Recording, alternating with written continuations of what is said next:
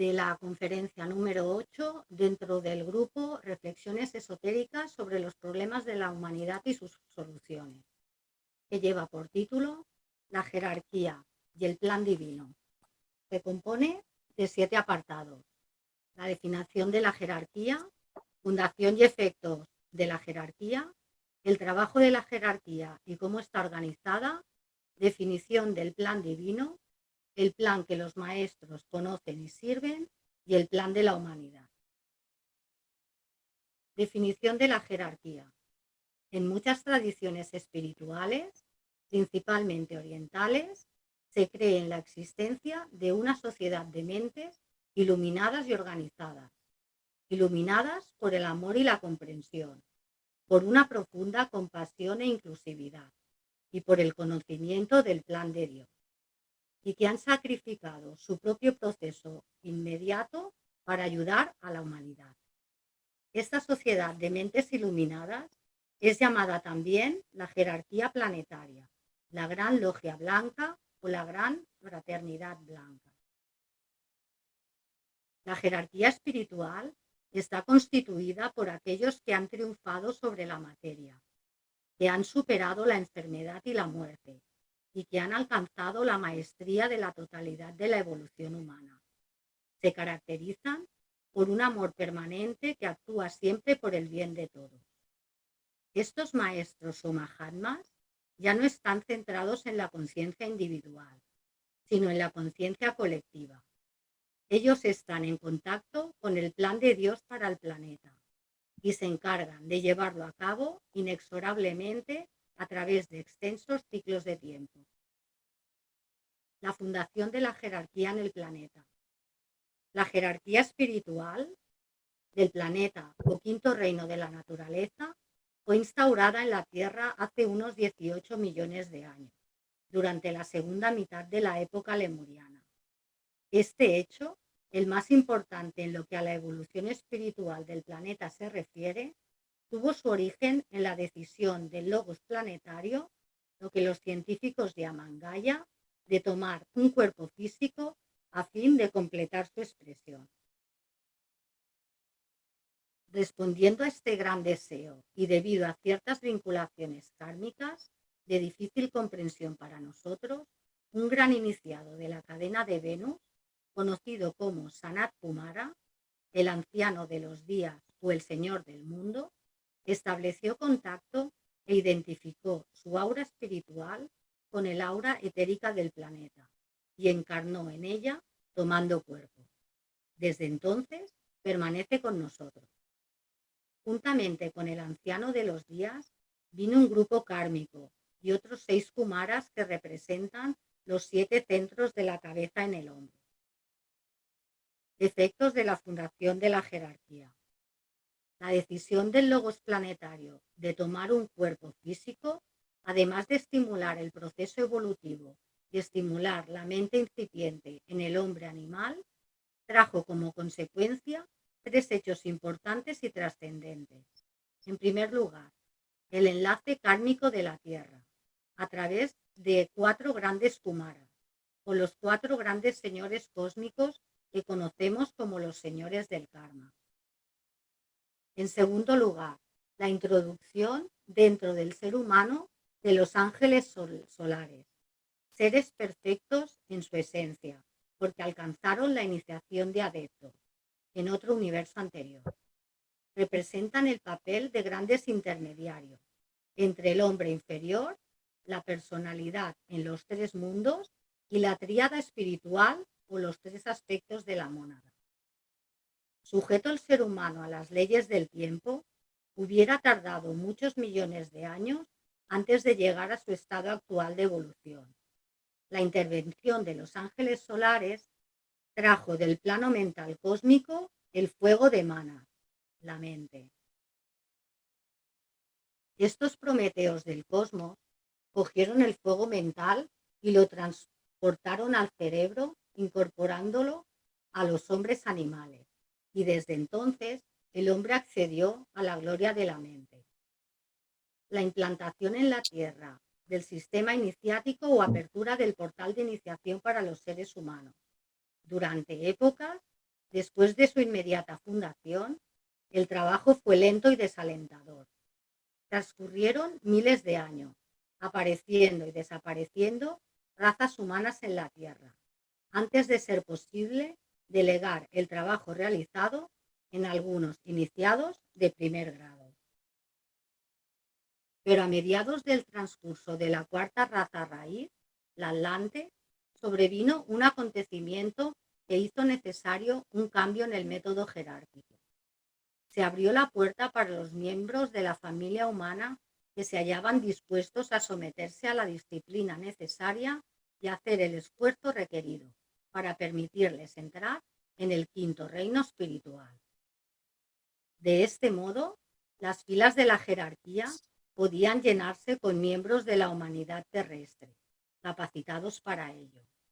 Esta puerta se denomina Portal de la Iniciación y aún permanece abierta con las mismas cláusulas que fijó el Señor del mundo en los días atlantes. Dichas cláusulas se describen en el libro Iniciación humana y solar de Alice Bailey.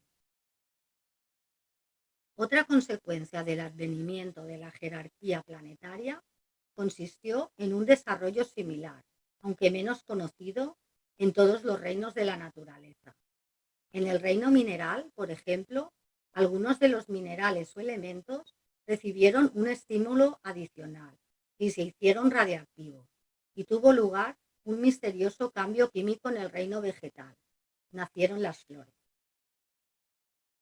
Esta jerarquía de hermanos de la luz existe aún y el trabajo prosigue constantemente. Todos tienen existencia física, ya sean cuerpos físicos densos, tal como lo hacen muchos de los maestros, o bien cuerpos etéricos, tales como los que utilizan los más excelsos auxiliares y el Señor del mundo. La sede de esta gran logia blanca se halla en Shambhala, un centro espiritual en el desierto de Gobi, llamado en los libros antiguos la Isla Blanca. Varios maestros que tienen cuerpo físico viven en los Himalayas, en un lugar recluido llamado Shigatse, lejos de los caminos de los hombres, pero la mayor parte están diseminados en todo el mundo y viven de incógnito, como desconocidos en diferentes lugares y en distintas naciones. Aunque cada uno en su propio lugar constituye un punto focal para la energía del Señor del mundo, demostrando ser en su medio ambiente un distribuidor del amor y de la sabiduría de la deidad. Asimismo, actuando como miembros de la jerarquía, existe gran número de seres llamados ángeles por los cristianos y devas por los orientales. Muchos de ellos han pasado hace tiempo por la etapa humana y actúan ahora en las filas de la gran evolución, llamada evolución débica, paralela a la humana. Los devas, que colaboran en el esfuerzo jerárquico, se ocupan, por lo tanto, del aspecto forma, mientras que los otros miembros de la jerarquía se ocupan del desarrollo de la conciencia dentro de la forma. En resumen, el propósito se establece en Shambhala, la jerarquía de los maestros establece el plan y este plan es realizado por la humanidad. El trabajo de la jerarquía y cómo está organizada.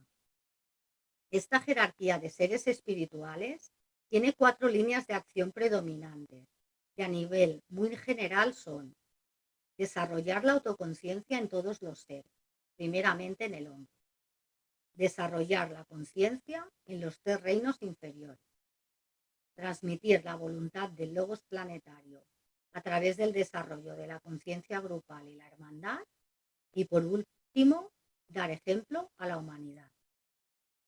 Esta jerarquía está compuesta por quienes han triunfado sobre la materia y han llegado a la meta por el mismo camino que siguen hoy los individuos. Han hollado cada paso del sendero del sufrimiento, han pasado por todas las experiencias, han superado todas las dificultades y finalmente han triunfado. La jerarquía está organizada en 3 divisiones principales o departamentos. El primer departamento tiene la responsabilidad del progreso político mundial y trabaja el primer rayo de voluntad y poder. El segundo apartado tiene la responsabilidad de la enseñanza en sus 3 aspectos: educación, religión y sanación, y trabaja a través del segundo rayo de amor-sabiduría. Y el tercer departamento es responsable del progreso económico, industrial, de las relaciones laborales y de capital, de la ciencia, las finanzas, la cultura y las artes, siendo el más amplio de los 3, y trabaja con el resto de rayos: tercer, cuarto, quinto, sexto y séptimo rayo. Al frente de los 3 departamentos de la jerarquía están los 3 grandes señores. En el primer departamento el Manú, que en la actualidad es el Manú Vaivasvata. En el segundo departamento el maestro o instructor del mundo, que en la actualidad se conoce como Maitreya o el Cristo. Y en el tercer departamento el Mahashoja, o señor de la civilización. En la actualidad su jefe es el maestro Rakoczy, más conocido como maestro Saint Germain. Los 3 departamentos de la jerarquía están divididos en 7 grandes grupos o ashras, cada uno bajo los poderes de los 7 rayos. Existen en el planeta 7 ashrams principales y 49 de secundarios. Definición del plan divino. El plan es esa parte del propósito divino que puede expresarse en el planeta, en cualquier momento o época particular, en tiempo y espacio. Ese propósito del logos planetario solo es conocido íntegramente por Sanat Kumara, o el anciano de los días. Ni siquiera los maestros lo conocen totalmente. Los maestros trabajan de acuerdo con ese plan y son conocidos como los custodios del plan. El plan es para todos los seres humanos de todas las partes del mundo.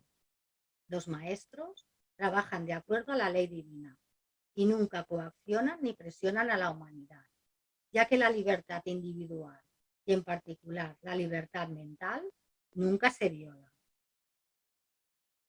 El plan puede compararse con el patrón o campo electromagnético sobre el cual se construye todo, pero este gran patrón no es estático, es un patrón dinámico y que está en constante evolución, sujeto a cambios.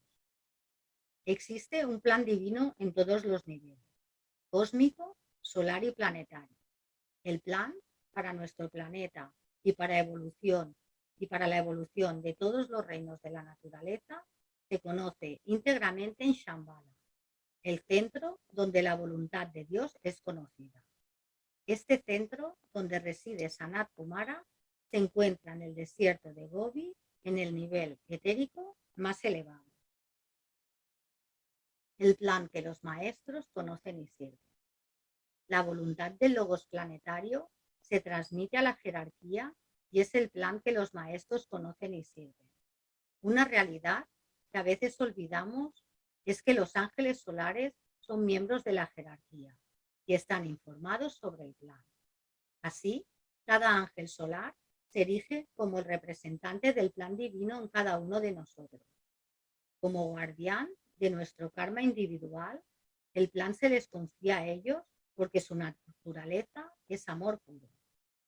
La jerarquía, en sus grandes reuniones y conferencias cíclicas, van adaptando y modificando el plan divino para la humanidad y los reinos inferiores.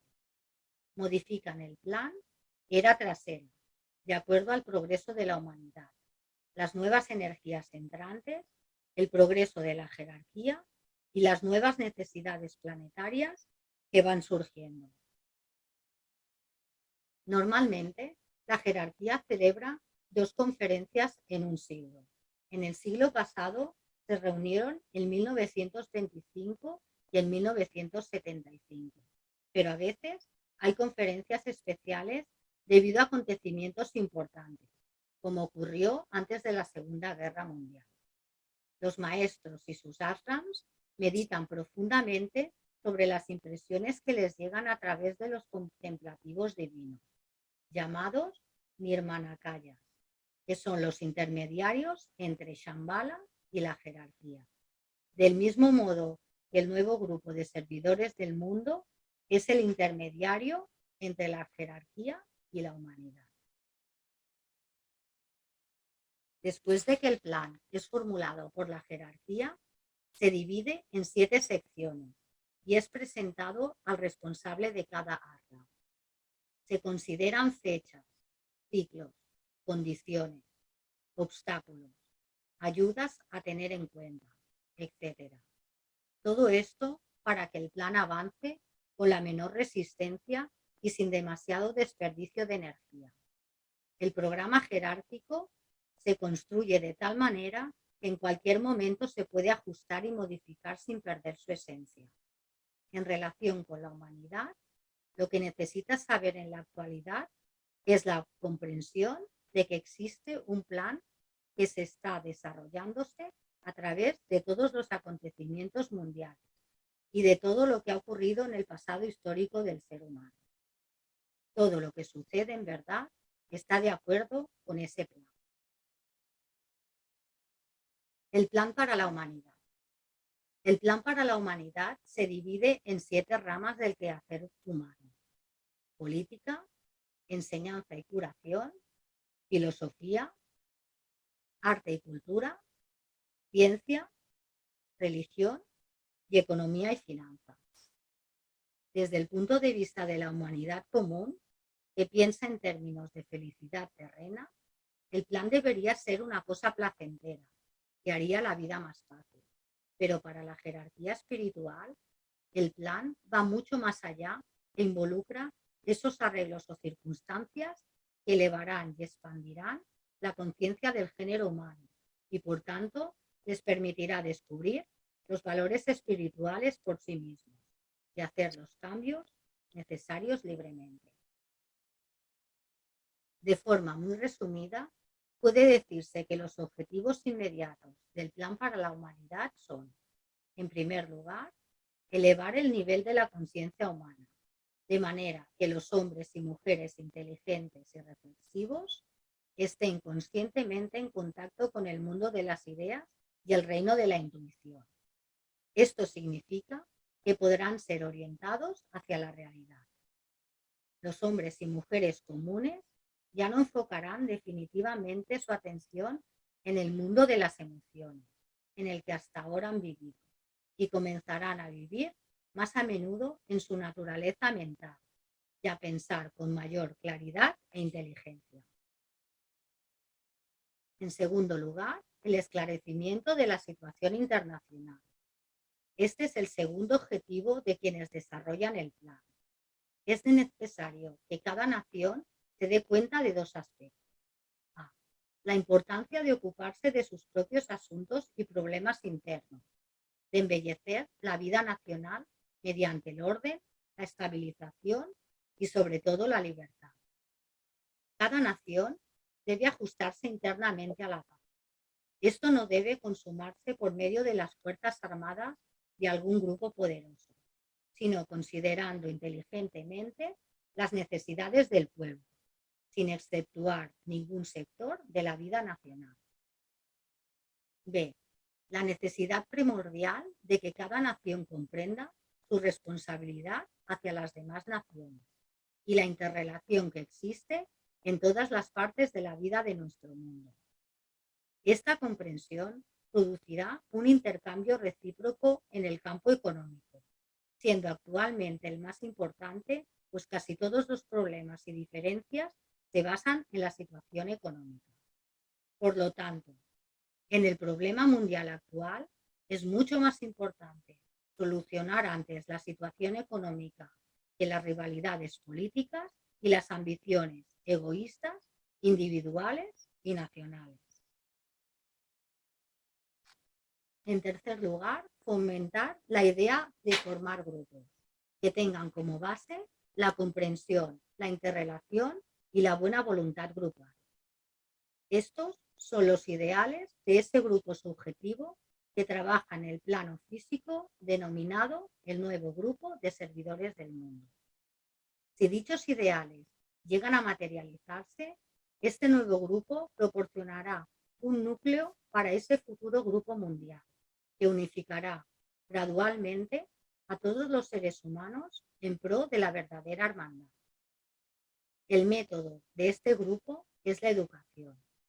Moldearán la opinión pública y fomentarán las correctas relaciones humanas a través de la buena voluntad y su ejemplo de amor y servicio. Otro objetivo importante del plan, que se materializará posteriormente cuando las condiciones mundiales hayan mejorado, es el surgimiento de ese grupo de almas que actuará en el plano físico, del cual el nuevo grupo de servidores del mundo es el representante externo. Esta aparición puede denominarse el segundo advenimiento de Cristo y sus discípulos, la exteriorización de la jerarquía o la aparición de los maestros de la sabiduría. Así se restablecerán en la tierra los antiguos misterios y se intuirá de nuevo la orden de la iniciación. Todas las personas de buena voluntad y los miembros del nuevo grupo de servidores del mundo tiene lugar en cada uno de los 7 sectores del plan divino. A través de este grupo debe realizarse el plan, y si trabajan con el deseado altruismo y sabiduría y demuestran la destreza necesaria en la acción, eventualmente obtendrán mucho poder. Un poder basado en la inteligente buena voluntad, en la correcta comprensión de la hermandad y en la determinación de lograr el bien de todos y no el bien de ciertos sectores de la vida nacional. De allí que recalquen constantemente la necesidad de pensar en términos de buena voluntad hacia todos. Finalmente, os ponemos 4 libros de bibliografía para todas aquellas personas que quieran ampliar el tema tratado en esta conferencia. Uno es Los Maestros de la Gran Logia Blanca, de Michel Coquet. El segundo, el que hemos denominado anteriormente Iniciación Humana y Solar, de Alice Valle. En tercer lugar, La Jerarquía y el Plan, de Torkom Saradadarian. Y en último lugar, El Plan Divino, de Jeffrey Barbaborka. Este grupo de conferencias que estamos realizando, titulado Reflexiones esotéricas sobre los problemas de la humanidad y sus soluciones, se enmarca dentro de este esfuerzo global para pensar de esta forma amplia y es parte de la técnica necesaria para expandir la actual conciencia humana y llevarla de la conciencia individual a la conciencia grupal. Podéis apuntaros y seguir nuestras conferencias en la web de la VTT Barcelona Basanta o en Facebook. Muchas gracias por vuestra atención. Recordaros que estas conferencias son fruto de un trabajo grupal sin el cual no sería posible la realización del mismo. Ahora dejo de compartir y os abriré los micros para que podáis formular vuestras preguntas o quien lo prefiera las puede abrir en el chat.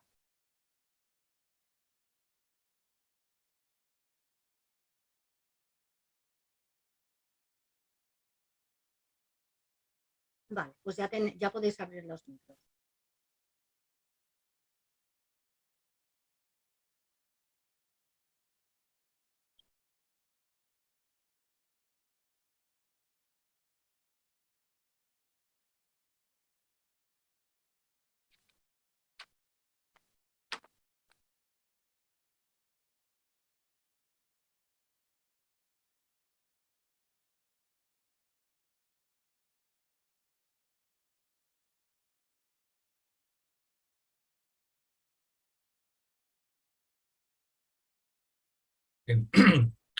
Si me permitís, hace un tiempo una persona me mandó unas preguntas en relación justamente con la clase de hoy y entonces voy a empezar por ellas antes de que continuéis vosotras y vosotros con las preguntas. Esta persona me preguntaba, dice, en el plan divino ¿constan las desviaciones? ¿Están previstas las desviaciones? No. Mi respuesta es que dentro del plan divino no están previstas las desviaciones. Es decir, ya hemos dicho que el plan divino es como un patrón en la mente del logos planetario, pero ese patrón no es estático, es dinámico. Entonces, a medida que se van produciendo determinadas circunstancias, retrasos, desviaciones, el propio plan pues va haciendo las propias correcciones a través de todos los seres espirituales que están cooperando conscientemente con el plan divino. Con lo cual, no están previstas las desviaciones, pero el plan divino, evidentemente, pues va haciendo aquellas correcciones sobre la marcha para que al final de todo el proceso evolutivo, el plan divino se pueda cumplir. Lo que sí está previsto y está bien diseñado es el final, pero todo el recorrido no está digamos, diseñado ya, sino que sobre la marcha ese plan se va desarrollando y se van haciendo esas propias correcciones.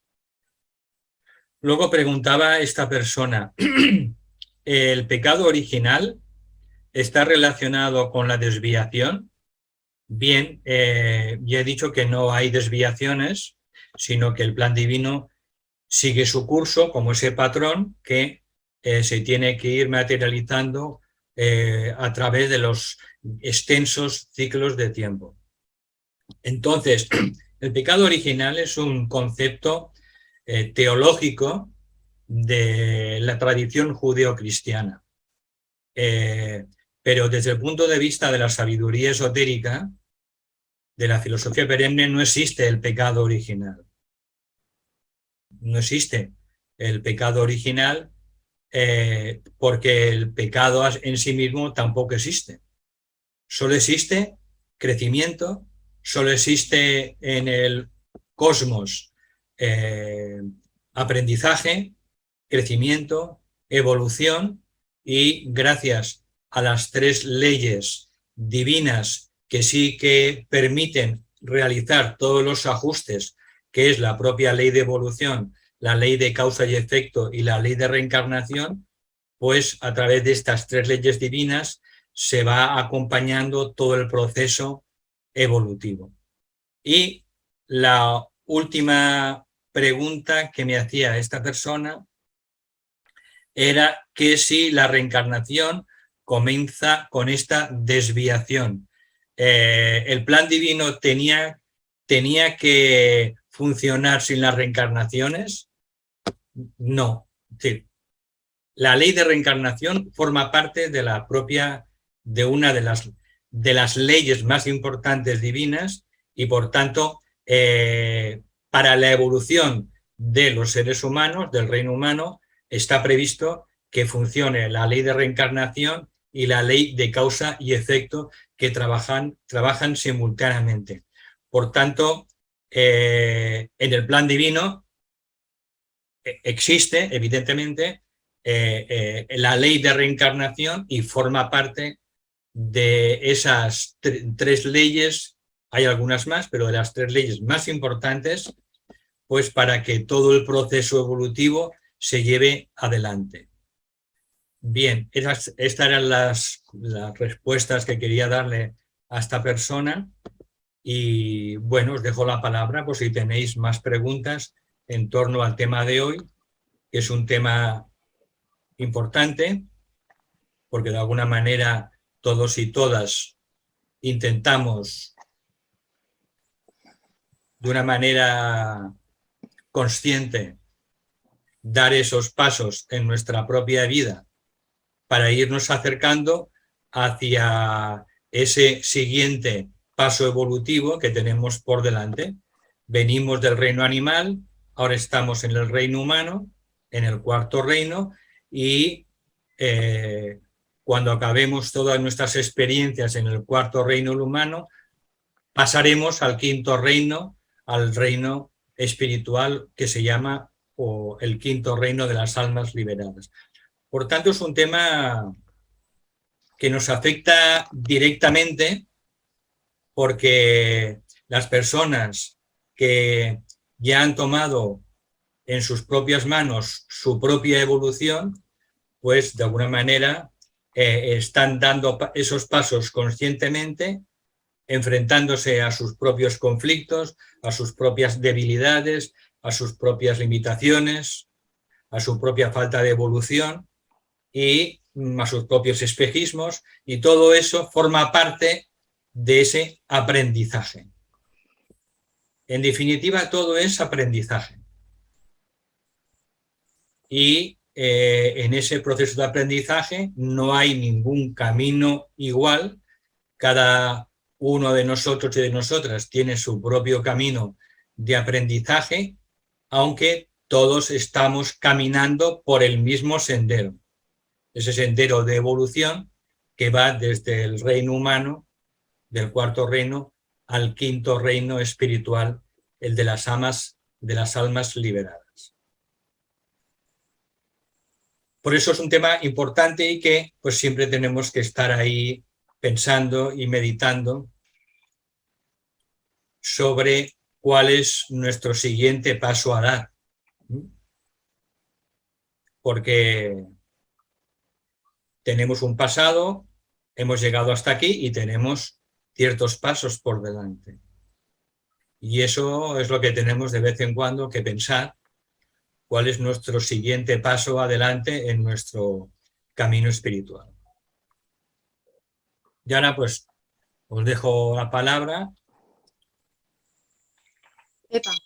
Bueno, primero de todo, Valentín, un agradecimiento profundo por esta clase y que yo también pienso que es súper importante y espero que me ayude a comprender aún cositas que me han quedado un poco colgadas.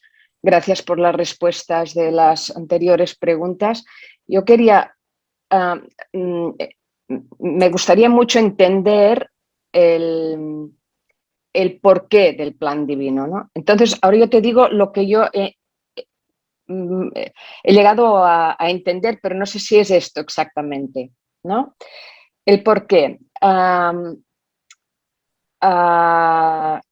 Cuando estamos en el estado de existencia pura, me imagino que somos, pero no sabemos qué somos.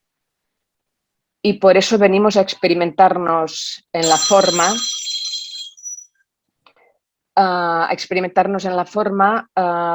para podernos darnos cuenta de quiénes somos. Venimos a vivir de alguna manera el par de opuestos, la dualidad, me imagino yo, ¿no? Para experimentar los contrarios de lo que en esencia somos. Y nos hace falta este pensamiento de separación, que no existe, pero que la pensamos, ¿no? Porque si no, no podríamos entender, no sé, por ejemplo, cómo se entiende la generosidad si no se experimenta la avaricia, o cómo se entiende la luz si no existe la oscuridad, ¿no? Y volver a contactar con nuestra esencia, es decir, olvidar para darnos cuenta de quiénes somos realmente. Vivir la dualidad para comprender que somos amor. ¿Esto sería el objetivo del plan divino?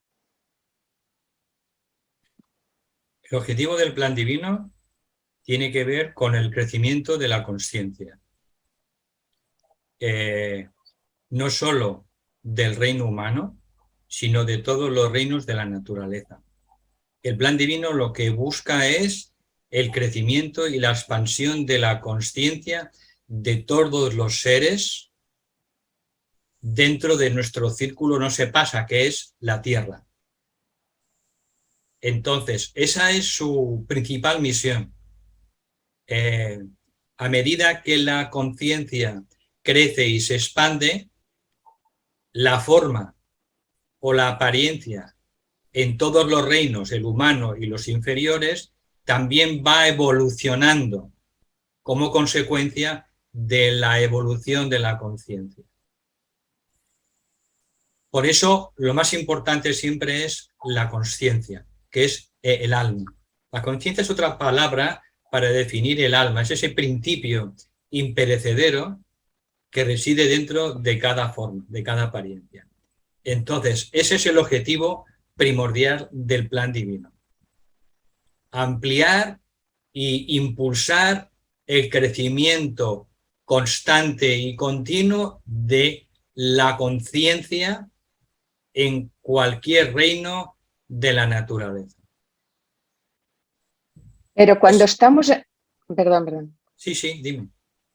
Pero cuando estamos en el estado de pureza total, cuando estamos en el trasfondo, en este estado del trasfondo, de la existencia pura, nos hace falta vivir este crecimiento de conciencia. Allí ya somos parte de Dios, sintiendo que somos parte de Dios, ¿o no? Vamos a ver, la existencia con mayúsculas son palabras mayores, pero muy mayores. Entonces, para llegar a ese estado, antes hay que pasar por el crecimiento de la consciencia. Ya. Pero ya estábamos antes, ¿no? En este estado. Bueno. Antes de que apareciera, antes de que se originara la idea. Sí, pero... de la creación. Sí, pero vamos a ver. El mejor ejemplo que nos ponen es el ejemplo de la vida humana. Un niño recién nacido es virginal y viene de ese estado puro. Pero ese niño no puede defenderse él solo, ni tiene capacidades desarrolladas. Tiene que ir desarrollando y expresando todo el potencial que lleva dentro. Entonces, ese niño sí que es virginal, pero es inconsciente. Entonces, necesita crecer y pasar por todas las experiencias humanas, habidas y por haber, en los mundos de materia, para que ese bebé pueda convertirse realmente en un adulto plenamente consciente. Y de aquí es el viaje que hace todo ser humano, que viene del plano divino, de la mónada, somos una chispa divina, monádica, pero que no tenemos la capacidad de influir en los mundos inferiores al plano monádico, como un bebé. De aquí que esa mónada, esa chispa divina, tenga que sumergirse dentro de los mundos inferiores al suyo, el plano átmico, el plano búdico, el plano mental, el plano emocional y finalmente el plano físico, y que tenga que hacer toda esa inmersión en la materia para poder expresar y manifestar con plena conciencia todo lo que lleva adentro. Así el bebé se convierte en un adulto. Nosotros somos algo parecido a un bebé y estamos en ese proceso de convertirnos en un ser adulto. El bebé no tiene conciencia. Será virginal, y lo es, pero no tiene conciencia, tiene que desarrollar esa conciencia. Por eso la semilla tiene que enterrarse en la materia, en la tierra, para poder extraer todas sus cualidades innatas, inherentes dentro de ella, como el germen de la semilla, y al final transformarse en un árbol. Entonces la semilla se ha de transformar en un árbol. El bebé se tiene que transformar en un ser adulto. Y ese es nuestro estado, digamos, virginal, que tú llamas de la existencia pura. Pero seguimos teniendo en ese proceso conciencia siempre, y esa conciencia hay que irla expandiendo ir haciendo que crezca, ¿no? De una manera continua, y eso constituye lo que se llama el sendero espiritual. Pero somos una idea mental de Dios, ¿no? No somos una idea mental, somos un hijo o una hija de Dios. No somos una idea mental. No, la creación, quiero decir. Somos una chispa, una Sí. chispa divina de su propio ser, que no está descolgada de él, sino que siempre está unida a ella. Entonces somos un hijo o una hija de Dios con todos sus atributos, pero el Padre o el Logos planetario o el Logos solar están más evolucionados que nosotros, en conciencia. Por eso siempre decimos que no hay diferencia entre ningún ser en el universo. Todos los seres en esencia somos iguales, en esencia, pero no en conciencia. Pero la creación sí que es una idea de Dios, ¿no? En general. Bueno, es una idea de Dios, es más que una idea de Dios. Es un pensamiento. Pero es más que un pensamiento.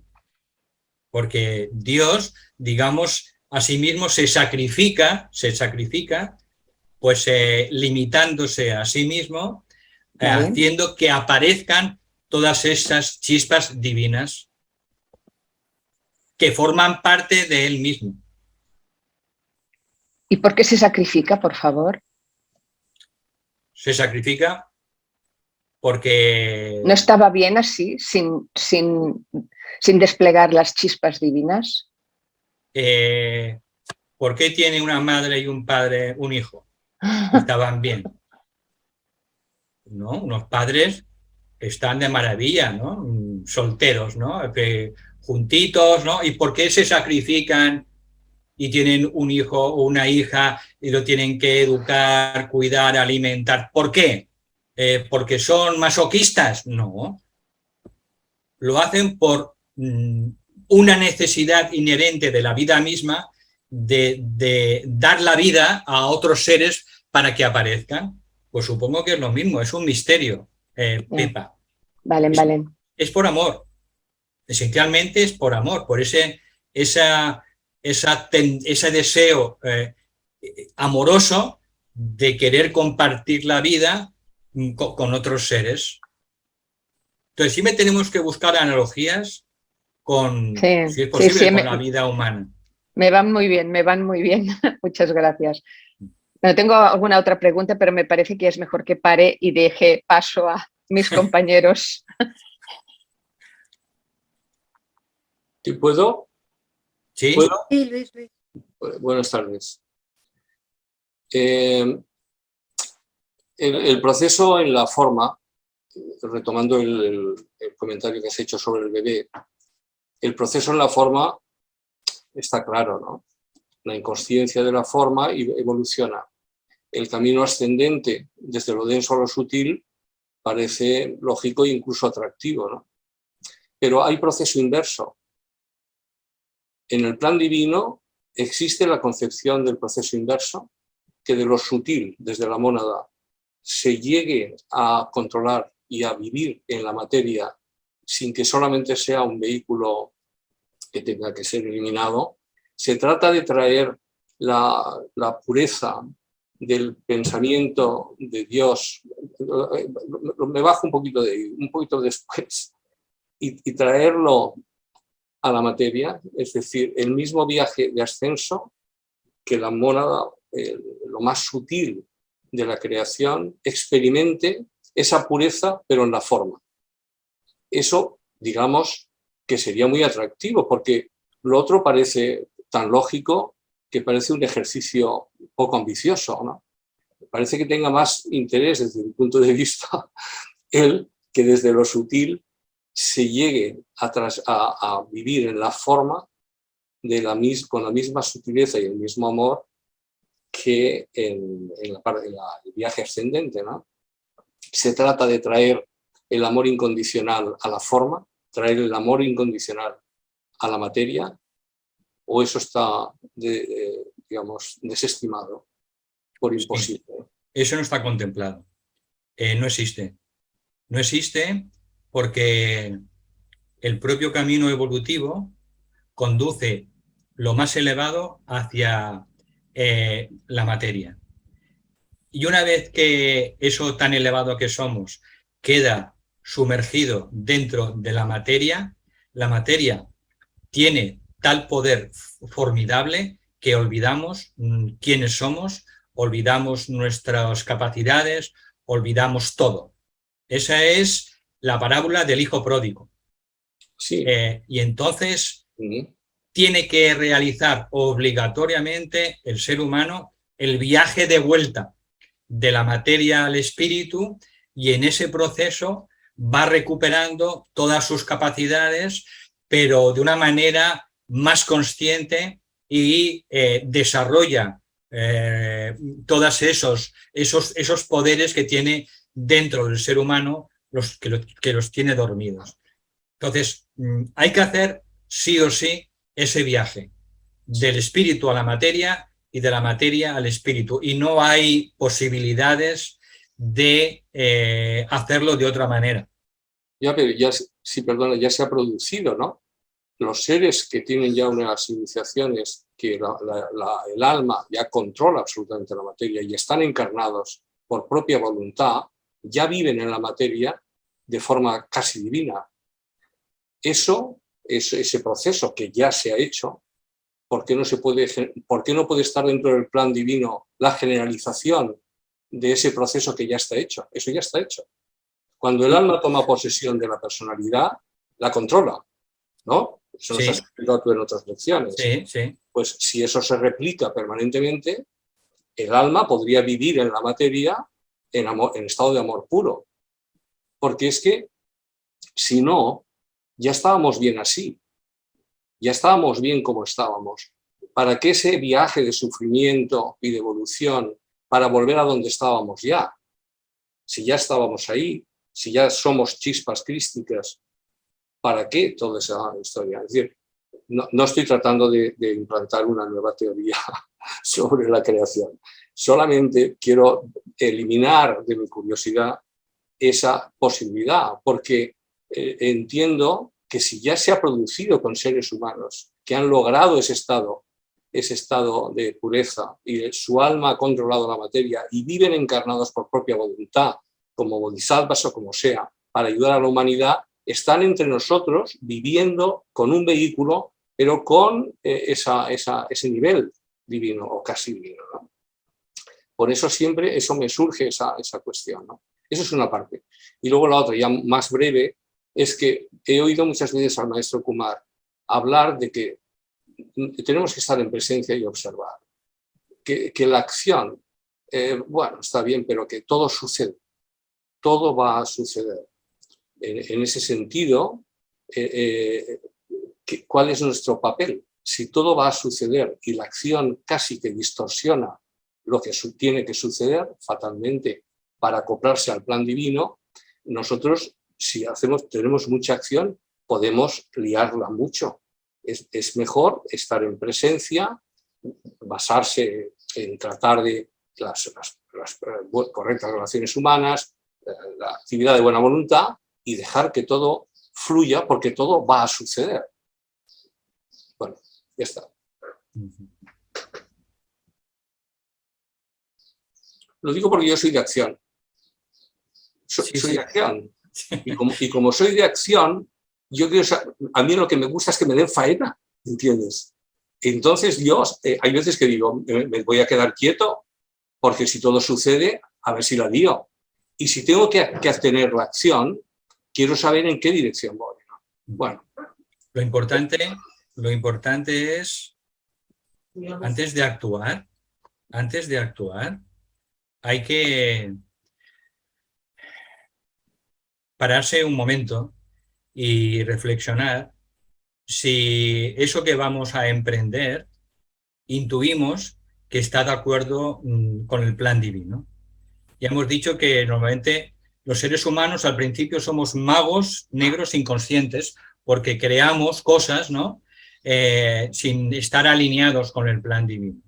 Por eso lo más importante es, evidentemente, estar alineados con nuestra propia alma y dejar que poco a poco surjan esas ideas desde nuestro interior, desde nuestra propia alma, y que sean ellas las que nos van inspirando para llevar adelante determinadas actividades y proyectos.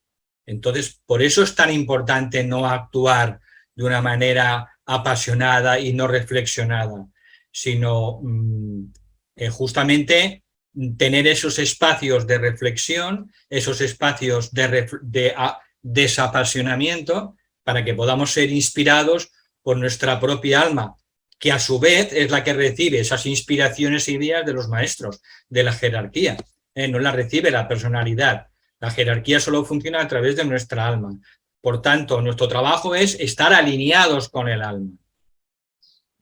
Y cuando nos vengan ideas al cerebro, ideas luminosas, o sobre si eso conviene llevarlo a la manifestación, pues bueno, tampoco actuar rápidamente, sino que ser prudentes, tener paciencia, ver si esa idea se repite o no con el tiempo, para comprobar que eso realmente es una idea inspirada por nuestra alma. Si hacemos eso, entonces nuestros actos serán actos de magia blanca. Y todas las clases que estamos haciendo de la naturaleza del alma van en esa dirección. Nos enseñan cómo ser un día magos blancos para que solo podamos llevar a la manifestación pues aquello que está de acuerdo con el plan divino y de nuestra alma. Por eso tienes toda la razón. Pero hay que actuar.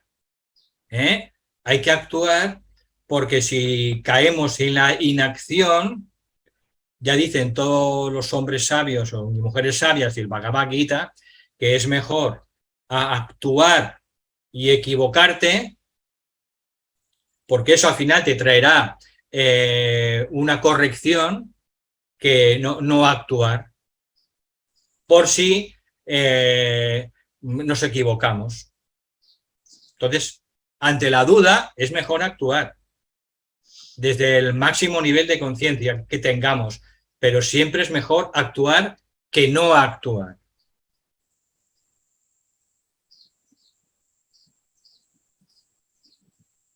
Y lo primero desestimado totalmente, Valentín. Lo del proceso inverso desestimado. No das ninguna opción, ni un poquito de buen rollo a eso. Nada. Porque es que ahora yo tengo la percepción de que estamos en una etapa preapocalíptica y que la consecuencia de todo el sufrimiento que va a venir en las próximas décadas debería tener como consecuencia la desaparición de una humanidad que ha tomado un sendero equivocado y la implantación de una nueva humanidad que estuviera ya conducida por las almas encarnadas en la materia. Esto es lo que no le das ninguna cancha a eso. No, eso llegará en el futuro. A esto es. Llegará en el futuro, pero antes la humanidad tiene que resolver los propios conflictos que nosotros mismos hemos creado. Claro, pero ya con eso me vale. Es decir, el futuro a mí no me preocupa porque somos eternos. Por lo tanto, si va a llegar, ya me espero, no pasa nada. Nos esperaremos, pero el final sí que es ese. El final sí que es poder vivir en la materia desde la más sutil espiritualidad. Claro, esa es la meta, pues ya está. Ya estoy del ser humano. Y los que han llegado ahí han hecho nuestro proceso, el mismo que nosotros, antes que nosotros. Perfecto, perfecto. Entonces, ¿qué me había explicado mal? Porque no hay atajos, no hay atajos. No, claro que no. Esos son adelantados, digamos. Ya está, yo estoy contento ya. Son almas más antiguas. Gracias, Rodrigo.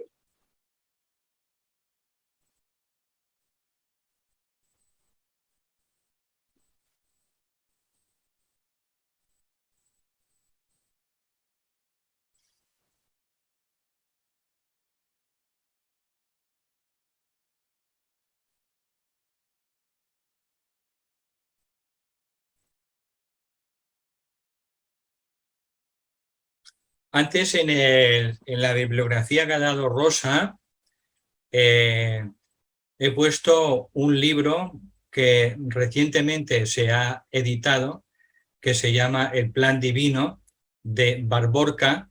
Era un libro que no estaba hasta ahora, está en inglés y es un libro muy recomendado para adentrarse dentro de las profundidades de lo que es el plan de Dios, el plan divino, pero está extraído de la doctrina secreta. Por tanto, las personas que ya están estudiando la doctrina secreta de Blavatsky, pues les llegará la inspiración de leer este libro en un momento u otro. Las personas que todavía no han entrado dentro del estudio de los libros de Blavatsky, pues mejor que no se lo compren porque están todos esos conocimientos extraídos de la doctrina secreta de HP.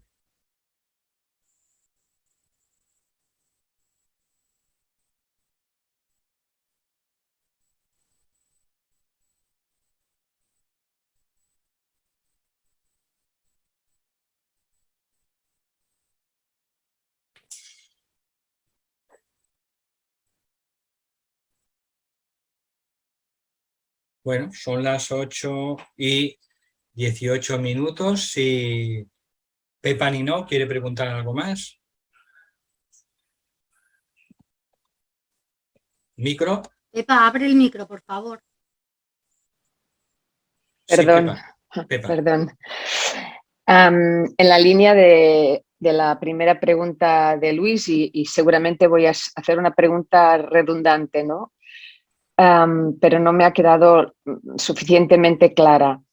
En el plan dices que no ha habido una desviación, pero mi pregunta es, ¿pero el plan desde el principio ya pretendía vivir la experiencia del dolor y del sufrimiento? Vivir en la materia desde el amor puro, alineados con nuestra alma, ¿no podría haber sido este el propósito y al final nos desviamos por otros caminos?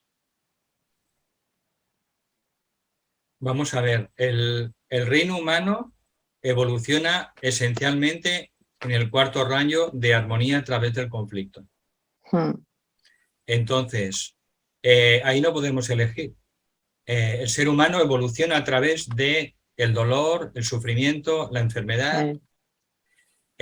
Si ahora mismo fuéramos devas o ángeles, pues no tendríamos este problema. Yeah. Los ángeles no evolucionan a través del conflicto y el dolor. Evolucionan los ángeles a través de la creatividad constante en la materia, a través de la construcción y la renovación de la materia. Son los constructores del universo y funcionan a través de la alegría y así evolucionan.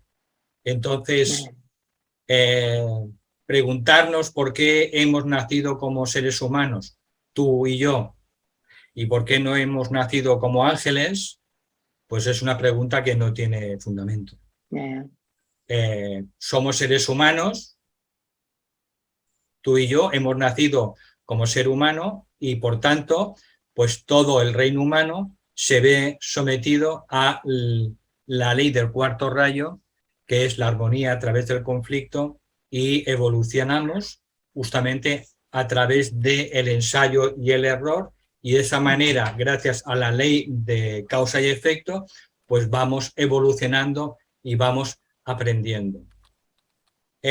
Alguna vez Kumar y otras grandes almas dicen que en cierta manera los ángeles nos envidian porque parece ser que el camino del cuarto rayo de la evolución a través del dolor tiene, digamos, como más mérito o tiene más implicaciones espirituales profundas que el camino de evolución de los devas o de los ángeles. Entonces, así son las cosas. ¿Por qué son así? Pues no te lo puedo decir. Yo no lo sé. como tampoco puedo saber por qué hemos nacido tú, yo y los que estamos aquí en la clase como seres humanos y no hemos nacido directamente como seres angélicos. Somos seres humanos, estamos aquí y ahora, tenemos un largo pasado y tenemos que preguntarnos cuál es nuestro siguiente paso a dar. Eso es lo importante, ya lo he dicho antes. ¿Cuáles son mis siguientes pasos que tengo por delante? ¿Soy un aspirante espiritual? Simplemente que voy picoteando libros, conferencias y todavía no someto mi personalidad a una disciplina rítmica, ni medito diariamente, me estudio lo que quiero, o ya da un paso más y ya soy tal vez un probacionista que ya hace meditación cada día, estudia sistemáticamente cada día las escrituras sagradas, los libros espirituales, conscientemente me pulo el carácter continuamente. ¿En qué paso he estado? O tal vez ya eso lo he superado bastante y ahora estoy solo comprometido con servir al plan de Dios tal como yo intuyo y empiezo a crear diferentes actividades de servicio. Pues si es así y solo me ocupo de generar actividades de servicio para ayudar al plan divino tal como yo lo intuyo, pues estoy siendo un probacionista que ya está en la etapa siguiente. Y esa etapa finalmente nos conducirá un día a ser discípulos o discípulas conscientes del ashram del maestro y cobraremos esa conciencia de cuál es nuestro trabajo en los mundos sutiles cada noche dentro del ashram y veremos cuál es nuestra participación consciente dentro del trabajo ashrámico. Y eso forma parte del discipulado. Estamos en el discipulado. Y cada uno tiene que saber dónde está, si es aspirante, si es probacionista en sus inicios, si es probacionista ya más maduro, si empieza ya a interesarse profundamente sobre lo que es el discipulado aceptado y cómo lograr la conciencia de nuestra afiliación con el ashram y con el maestro y de nuestro grupo ashrámico, de todo eso que venimos estudiando dentro de las clases de la naturaleza del alma. Pues eso es lo que nos tiene que interesar, porque eso describe cuáles son nuestros intereses. Y eso indica cuál es nuestro siguiente paso a dar. Por eso se recalca tanto que pensemos dónde estamos y cuál es nuestro siguiente paso a dar en el sendero espiritual. Ya, que pasa que también ayuda mucho, ¿no? Poderse responder un poquito de dónde venimos, qué hacemos aquí y hacia dónde vamos, ¿no? De dónde venimos, si lo entiendes un poquito, es como que te facilita y te da un impulso para ir para hacer el proceso de vuelta a casa, ¿no? Al hogar. A mí me ha servido muchísimo todo lo que has estado explicando, Valentín. Tengo otra pregunta que no sé dónde se puede encontrar esto. Hablamos de razas raíces, hablamos de civilizaciones, Lemuria, Lante, Aria, hablamos de Eras, Piscis, Acuario, pero todo esto tiene algún ensamblaje, todo esto. Es decir, no sé si me explico bien, en Lemuria, ¿qué raza raíz? ¿Qué era? ¿Sabes lo que quiero decir? Sí, sí. ¿Esto está en algún sitio? Claro, claro que está. No. Todo esto está en el tomo de la doctrina secreta de Blavatsky de Antropogénesis.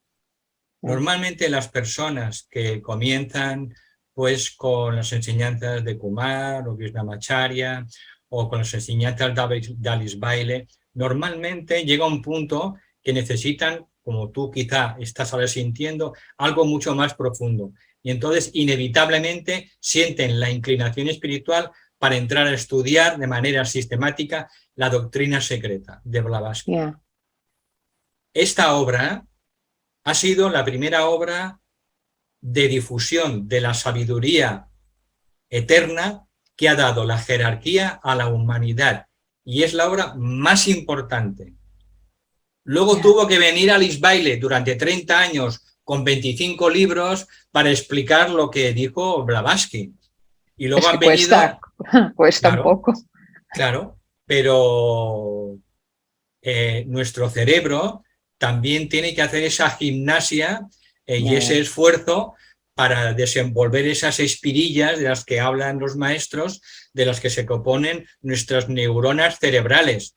Entonces, nuestras neuronas cerebrales, sus átomos, tienen ahora 5 espirillas por estar en la quinta rata, pero tienen 7 espirillas que una vez que se desenvuelven nos capacitan para tener una intuición completa, para tener el conocimiento directo, para tener multitud de capacidades que han demostrado todos los iniciados e iniciadas, Blavatsky y todas las demás personas iniciadas. Por tanto, llega un punto en el que uno tiene que entrar dentro del estudio de la doctrina secreta, porque es la base, la piedra filosofal. Todo lo demás que se ha dado después de Blavatsky, de la doctrina secreta, ha sido como más sencillito y explica lo que explica Blavatsky en la doctrina secreta.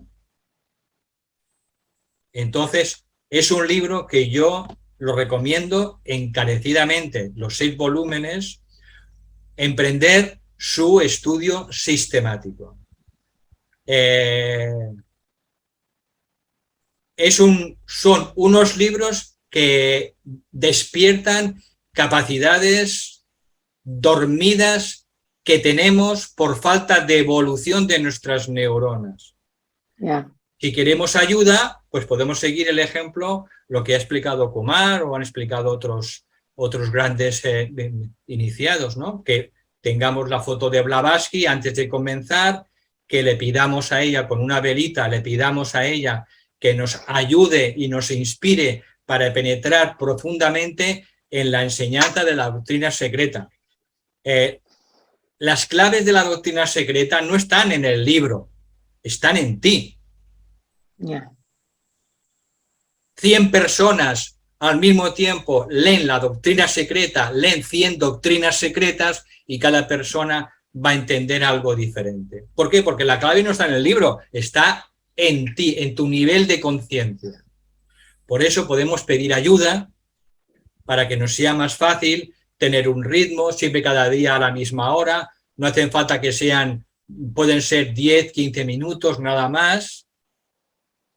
Y eso traerá una gran inspiración, traerá también ayuda, no solo de esta gran iniciada y maestra en la actualidad, sino también traerá la ayuda de devas que nos van a inspirar. Cuando uno hace un ritual cada día a la misma hora con una velita pidiendo ayuda, al final acuden siempre devas de la sabiduría que nos ayudan y nos inspiran, nos abren la mente.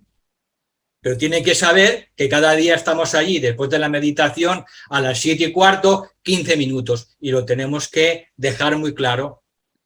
Allí estaré cada día con vosotros a las 7:15, 15 minutos. Entonces, esa es una manera esotérica de entrar dentro de la doctrina secreta y de entrar también en profundidad en cualquier libro espiritual. Pero uno al final tiene que llegar a estudiar, tiene que llegar a la doctrina secreta. Es el fundamento de todo, es el fundamento. Y allí, uno de esos libros es el libro de Antropogénesis, el origen del ser humano. Y allí se explica con detalle todos los detalles de las primeras razas, la primera, la Hiperbórea, la segunda, que era sutil, la tercera, la Lemuria, la Atlántida. Se habla del gran episodio, del cual hablaremos muy brevemente en el curso de los problemas de la humanidad, sobre el gran conflicto bélico que hubo entre las fuerzas de la luz y las fuerzas de la oscuridad, de los cuales aún estamos pagando algunas consecuencias, etcétera, etcétera, etcétera. Todo esto está en el libro de Antropogénesis de la doctrina secreta. Todo lo que hay, aparte de esto, han sido estudiosos de la doctrina secreta que han sacado o han reflexionado sobre lo que Blavatsky ha dicho. Blavatsky ha sido la gran mensajera de la jerarquía. No ha habido otra como ella desde el siglo XIX. No ha habido otra. Hoy en día es un maestro de compasión, de quinta iniciación Blavatsky. Entonces está para inspirarnos, y la persona que está en el camino de la sabiduría tiene que llegar finalmente a la doctrina secreta de Blavatsky para dejarse inspirar y que las revelaciones se puedan ir produciendo desde dentro. Si tenemos esa actitud humilde, esa actitud de agradecimiento, esa actitud de pedir ayuda, ¿no? Pues nos van a ayudar. Por eso, todo lo que estás preguntando está en ese libro. Y eso te traerá una inspiración formidable, Pepa, porque entrar en todas esas enseñanzas, cosas que ocurrieron en el pasado, te ayuda a entender profundamente el presente actual y el futuro. Y entonces eso te da una confianza absoluta en la jerarquía, en Shambhala, en el plan de Dios, ¿no? Te da una confianza absoluta de que como hijos e hijas de Dios siempre estamos guiados de su mano y que no tenemos nunca que estar pesimistas. Yeah. Nace de ahí el verdadero optimismo. Entonces, yo lo sigo recomendando siempre que puedo, pero que lo hagáis vosotros, no que escuchéis las conferencias que puedo dar yo, que puede dar Josep, no, lo tenéis que hacer vosotras y vosotros. Porque en el esfuerzo es como se desarrollan las neuronas y se hacen más permisivas al influjo de la sabiduría superior de vuestra alma. Nuestra alma es un maestro en su propio plano. Y nuestra alma está junto al ángel solar, que también está continuamente ayudándola y protegiéndola. Por eso solo tenemos que siempre mirar hacia adentro. Mirar hacia adentro, y está bien, ¿no? Escuchar conferencias o ver vídeos o cosas, pero al final tenemos que hacer el esfuerzo por nosotros mismos, el esfuerzo.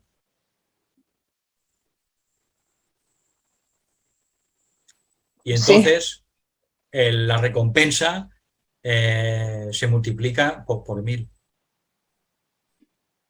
La recompensa se multiplica por 1000, Pepa, si hacemos ese esfuerzo.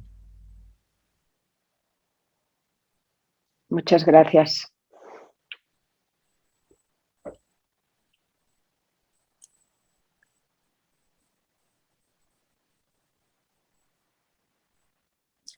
A lo mejor Silvia Montero quiere preguntar algo. Preguntar algo, no sé. O añadir algo, Silvia. Pues no sé tampoco. Yo pienso que sí, que es el trabajo personal el que, o sea, es leer las escrituras, las enseñanzas, pero a la práctica con uno mismo, con una misma, es lo que nos hace pues entender más, porque te vienen intuiciones, te vienen revelaciones, te viene una guía, te viene un amigo, te viene alguien, ¿no? Te va viniendo todo, ¿no? Entonces es compaginar pues el estudio con la práctica, ¿no? En la vida diaria, en las cosas que nos pasan. Y es lo que estaba pensando mientras estabas hablando, que sí, que hay me han encantado las preguntas de Pepa y la intervención de Luis, porque nos hace pensar, nos hace reflexionar y nos hace buscar dentro, ¿no? Y la conclusión es que cuando hay libros que lees y no los entiendes con la mente, pero te pueden inspirar si tú vas haciendo pues la meditación, el intentar entender, el intentar trabajarte, todo esto va haciendo que poquito a poquito vayas comprendiendo, ¿no? Bueno, es la experiencia que yo estoy teniendo, ¿no? De la práctica, que soy también práctica y activa, como decía Luis antes, de hacer cosas, ¿no? Entonces, de practicar conmigo misma y poner a prueba todo esto, ¿no? Entonces también, pues, que muchas gracias, Valentín, de verdad. O sea, A ti. Muchas gracias, Silvia, por tu aportación. de verdad que es muy enriquecedor así compartir.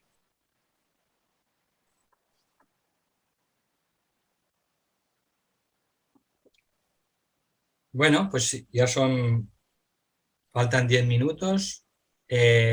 Las clases las vamos a reanudar en el mes de octubre. Tendremos vacaciones 3 meses. julio, agosto y septiembre. Entonces, las personas que siguen el curso de la naturaleza del alma, yo les recomiendo que sigan la ley del ritmo y que sigan estudiando por su cuenta como mínimo una lección cada semana. Una lección cada semana. Hay que tener un ritmo. Quien pueda tener un ritmo mayor, pues adelante, pero si no, pues mi recomendación es que tengáis ese estudio semanal de una lección de la naturaleza del alma. Y sobre los problemas de la humanidad, pues seguiremos a partir del mes de octubre. Si alguien me quiere preguntar, como siempre estoy disponible, pues por correo electrónico y por alguna pregunta o cualquier cosa, pues estoy siempre disponible para vosotras y para vosotros. Bien, pues muchas gracias. Lo dejamos aquí. Que tengáis un feliz verano y buenas experiencias este verano. Rosa.